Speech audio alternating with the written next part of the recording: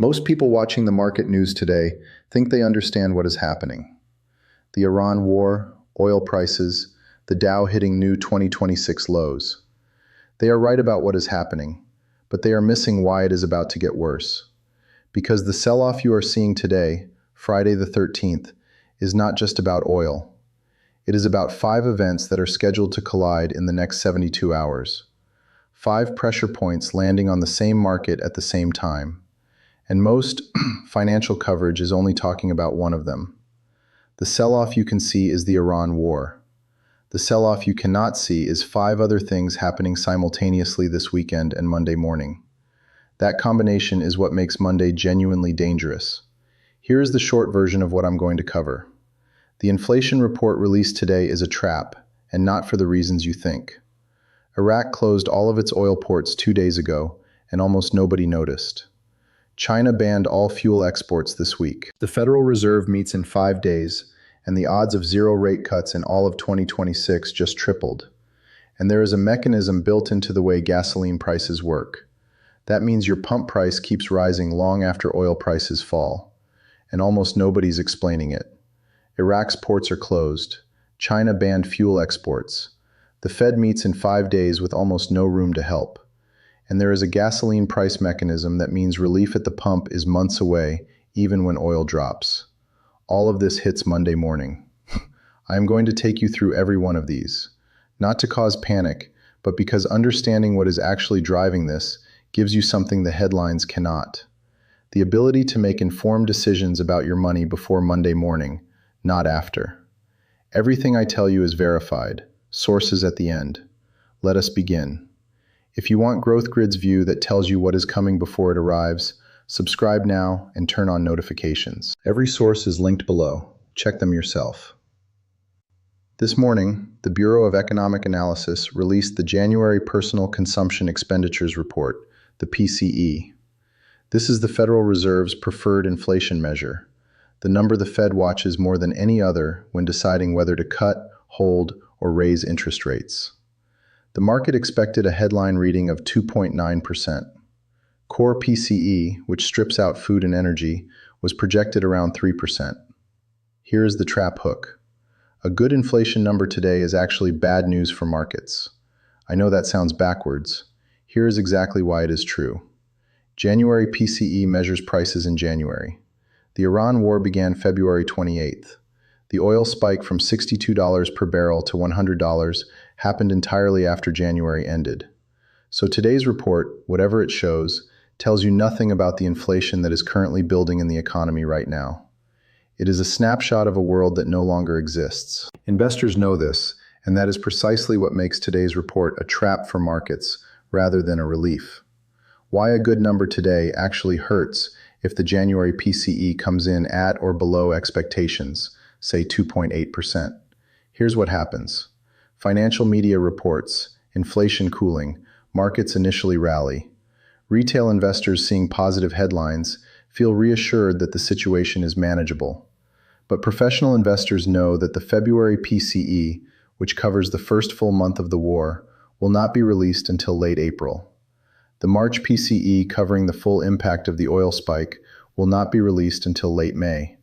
That means there are approximately 10 weeks during which official inflation data will be systematically understating the real inflation that American households are already experiencing at gas stations and grocery stores. A January number that looks good creates false reassurance for 10 weeks. And at the end of those 10 weeks, 2 consecutive PCE reports will arrive, showing inflation that has moved sharply in the wrong direction. Good inflation data today, fake reassurance for 10 weeks, then 2 consecutive bad reports in April and May that Wall Street is already pricing in right now. That is the PCE trap. And it is one reason today's sell-off is bigger than the headline news explains. What the data we do have already shows.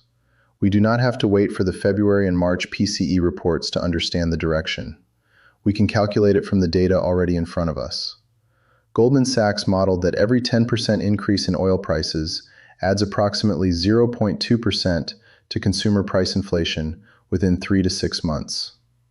Oil has risen approximately 65% from pre-war levels. Apply the Goldman formula. 65% oil increase multiplied by 0.2% per 10% equals 1.3 additional percentage points of inflation coming into the pipeline. If January core PCE reads 3%, add 1.3. You get 4.3% inflation by mid-year. That is more than double the Federal Reserve's 2% target. This is not speculation. This is the Goldman Sachs inflation pass-through model applied to verified oil price data. The numbers are already baked. The official reports just have not caught up yet. 4.3% inflation by mid-year. Not a projection. A calculation from the Goldman Sachs oil inflation model applied to today's verified prices. The official reports will confirm it in April and May. Markets are pricing that confirmation right now. The University of Michigan confirmation also released today. The University of Michigan's first consumer sentiment survey of March. The first major consumer survey conducted entirely after the war began. This survey captures what ordinary Americans are actually feeling about the economy right now, not what the official statistics say. And the gap between official statistics and lived experience is exactly what the PCE trap creates. Consumer inflation expectations, what people think prices will do over the next year, are a critical input into actual future inflation. When consumers expect prices to rise, they accelerate purchases today, demand higher wages, and accept higher prices from businesses. Their expectations become self-fulfilling. If today's Michigan survey shows inflation expectations jumping sharply, which the pre-war trajectory and current gas prices strongly suggest, it adds a behavioral layer on top of the mechanical inflation already in the pipeline. Markets will watch this number closely. A sharp jump in consumer inflation expectations on the same day as a backward-looking PCE report is precisely the combination that tells professional investors this is worse than the official data shows. Every data release I mentioned in this video, PCE, Michigan sentiment, retail sales, is linked in the description with the actual report. Go read the primary sources. Financial literacy is reading the data yourself, not just trusting the headlines. Here is something that did not make the front page of most financial coverage this week.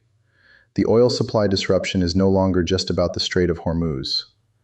In the past 48 hours, the war expanded to 3 new fronts, each of which adds supply pressure independently of what happens in the strait.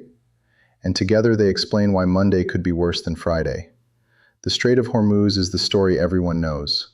Here are 3 supply disruptions from this week that almost nobody is talking about, and each one adds pressure that has not fully hit oil prices yet. Story 1.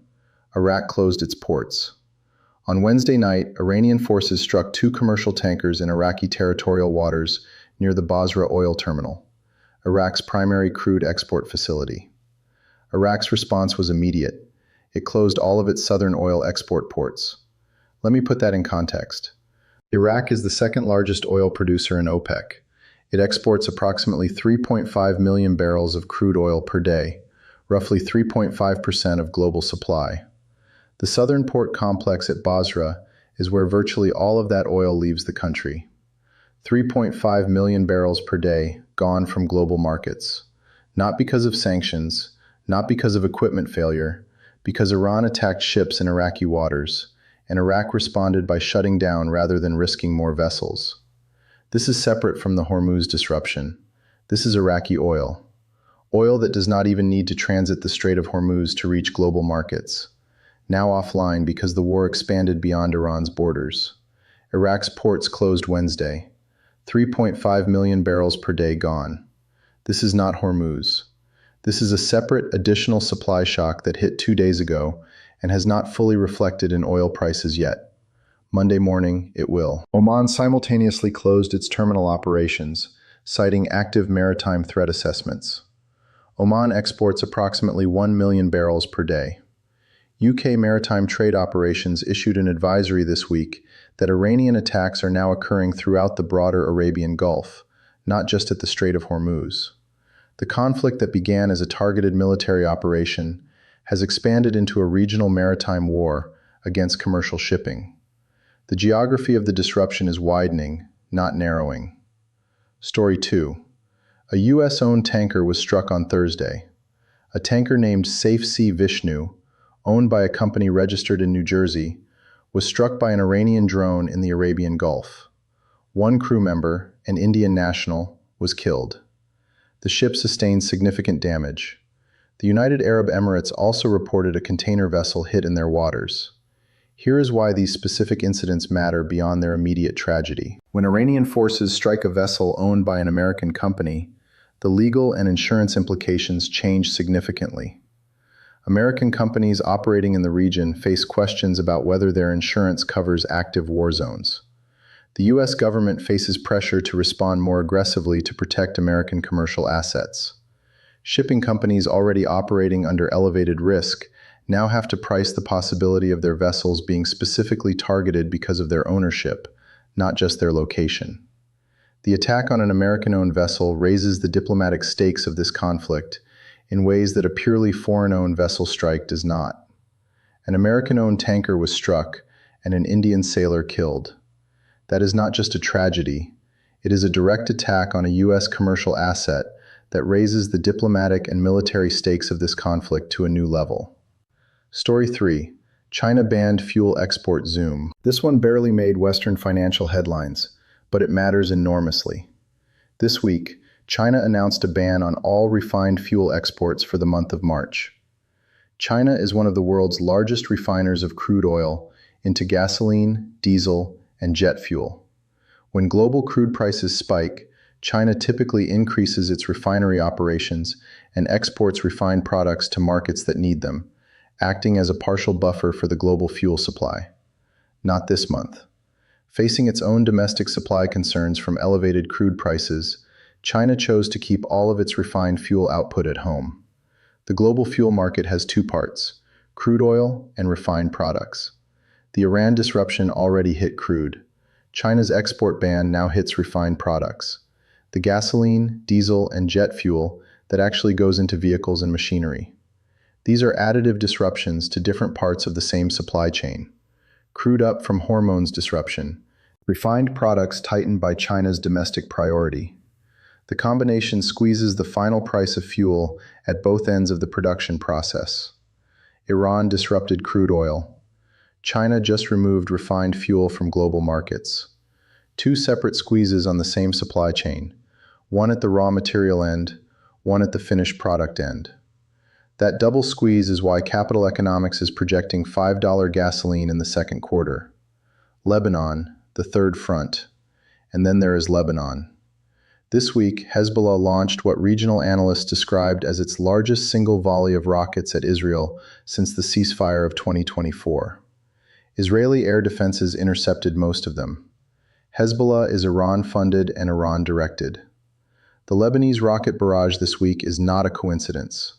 It is Iran demonstrating that it can activate multiple fronts simultaneously. For financial markets, a second active front in the conflict, regardless of its immediate military outcome, extends the perceived duration of the overall crisis.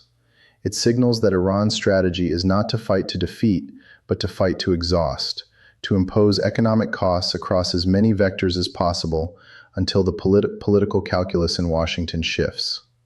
That strategy, if sustained, has no natural short-term endpoint, and markets that cannot see a short-term endpoint price for extended disruption.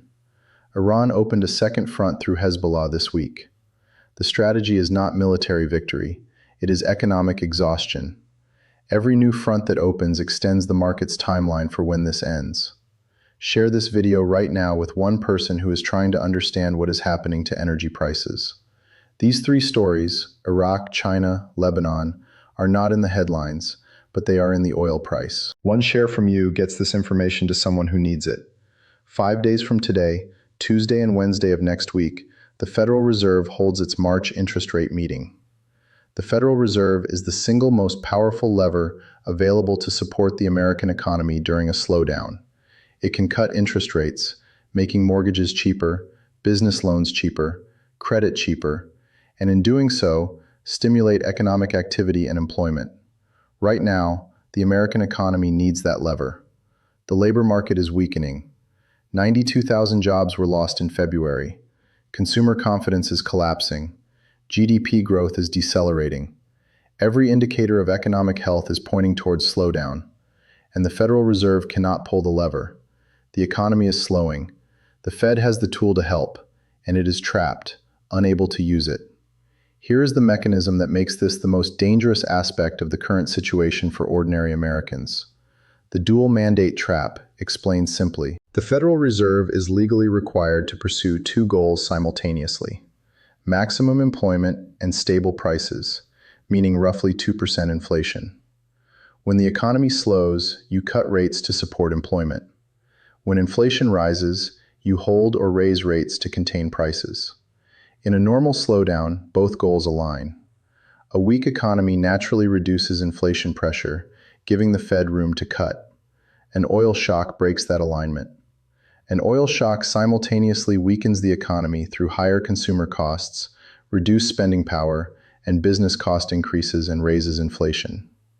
The economy gets worse and prices get higher at the same time. Cutting rates in that environment would stimulate demand into an already inflating price environment. You would be adding fuel to the inflationary fire precisely when the fire is already burning hottest. Holding rates in that environment means keeping borrowing costs high while the economy weakens. Mortgages stay expensive. Business loans stay expensive. Consumers and businesses pay more for credit at exactly the moment their revenues and purchasing power are being squeezed by oil. There is no good option. That is the trap. Cut rates and feed inflation. Hold rates and choke a weakening economy. The Federal Reserve has two choices, and both of them hurt. On Wednesday, the world will watch Jerome Powell try to explain why both options are bad. The CME FedAch numbers, what markets are actually pricing. The CME FedAch tool tracks real money bets on Federal Reserve interest rate decisions. As of today, the probabilities are stark. Probability of a rate hold at the March 18th meeting, 97.3%.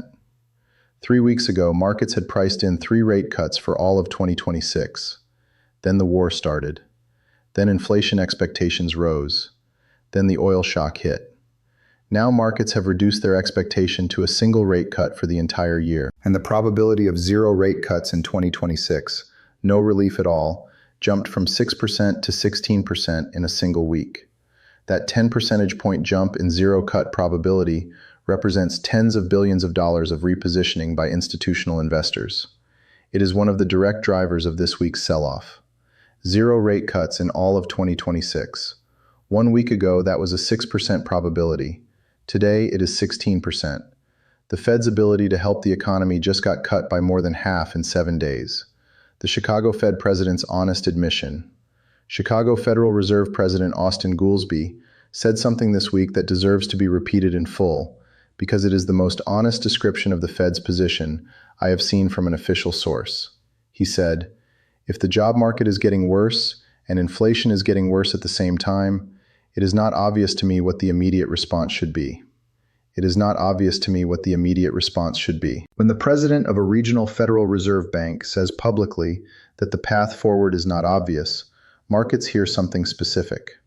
The institution that is supposed to stabilize the economy does not currently have a clear stabilization plan. That admission from that source is itself a market-moving statement. It is not obvious to me what the immediate response should be. Ward, and that is the Chicago Federal Reserve president, describing the policy trap in plain language. When the Fed does not know what to do, markets price for the worst case. The Kevin Warsh factor. The variable. Nobody is pricing. Jerome Powell's term as Federal Reserve Chair ends in May of this year. Trump has nominated Kevin Warsh as his replacement. Kevin Warsh served on the Federal Reserve Board during the 2008 financial crisis. He is known as a monetary policy hawk, meaning he strongly prioritizes fighting inflation over supporting economic growth. In 2010, he dissented from the Fed's quantitative easing program, arguing it risked future inflation. If Warsh takes over the Federal Reserve in May, which the confirmation timeline makes plausible, his instinctive response to the current environment of rising oil-driven inflation would likely be to hold rates even more firmly than the current Fed would. The market is beginning to price this leadership transition. If Warsh incoming means a more hawkish Fed for the next several years, the terminal interest rate, the rate at which the Fed eventually stops cutting, is higher than current projections assume. Higher terminal rate means permanently more expensive mortgages, car loans, and business borrowing. It means the housing market stays frozen longer. It means the economic recovery timeline extends further. Powell's last relevant meeting is March 19th.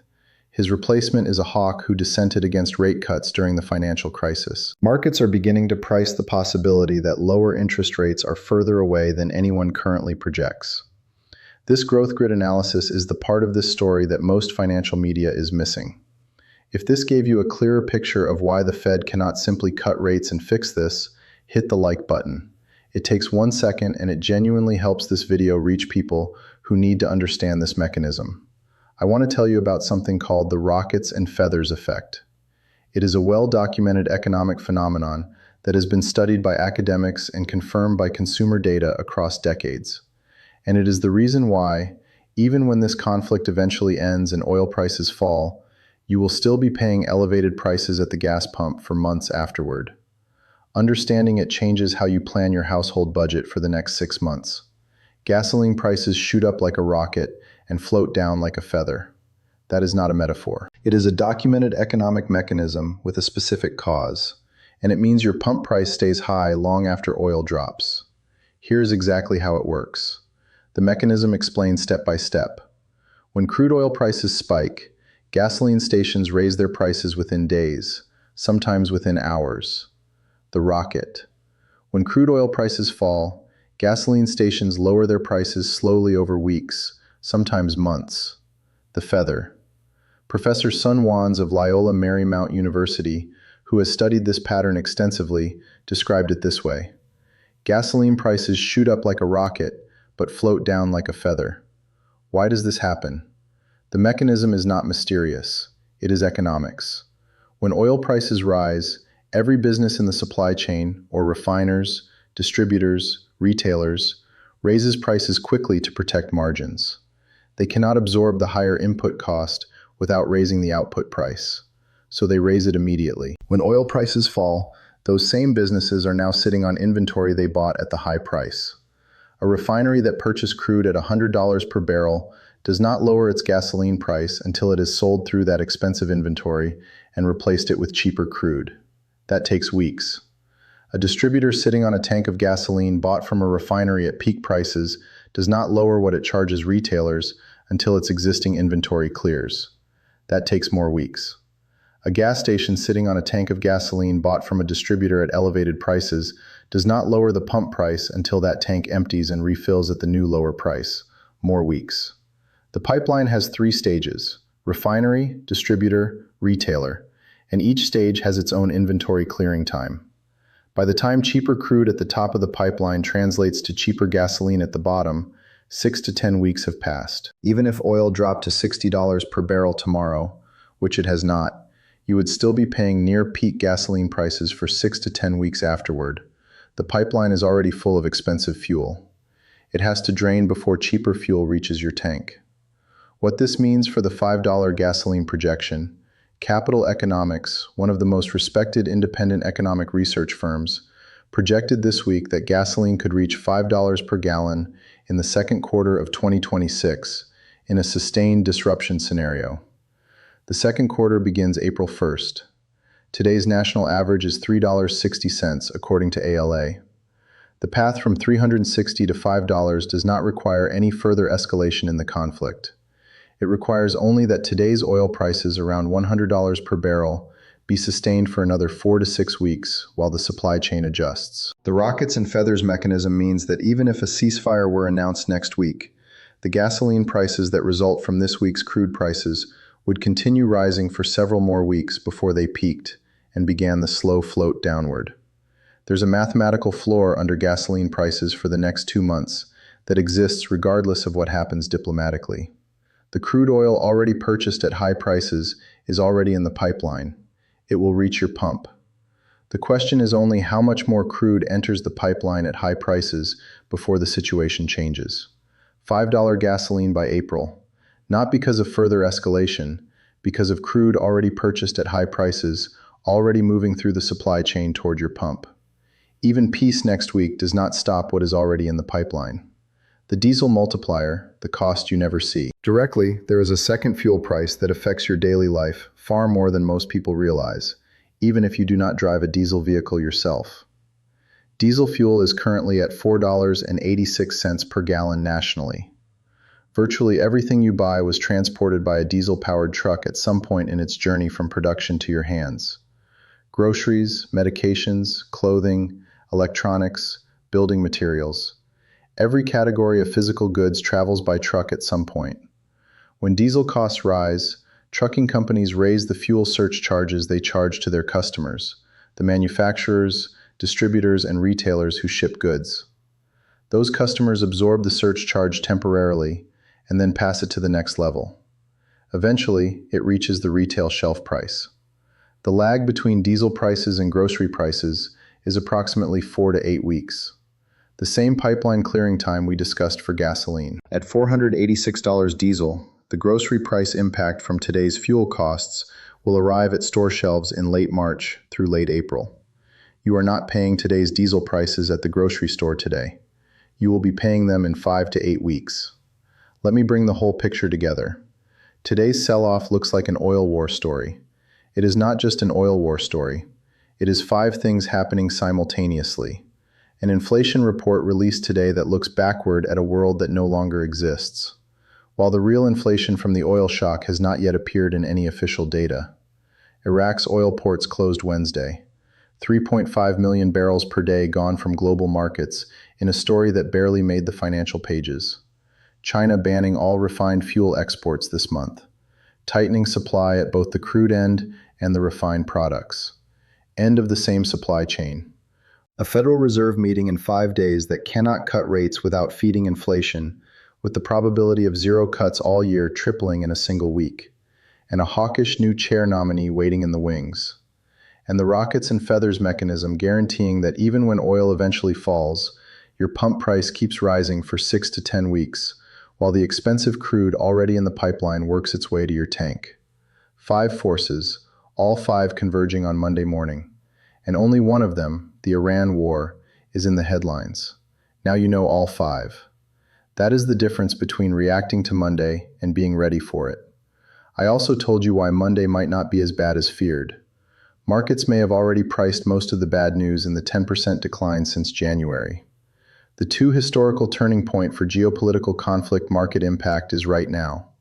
Navy escort operations could be announced any day. The Wells Fargo base case 7,500 S&P by year-end implies 13% upside from today if the conflict resolves in weeks. Both cases are real.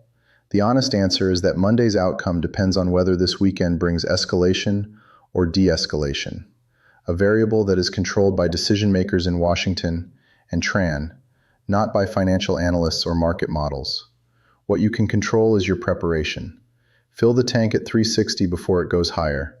Read the Fed statement Wednesday and listen for the specific language about inflation expectations.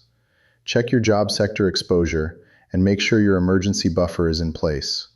And do not make permanent portfolio decisions in response to temporary uncertainty, because the historical record on that choice is unambiguous and unanimous. You cannot control what Iran decides this weekend. You cannot control what the Fed says Wednesday.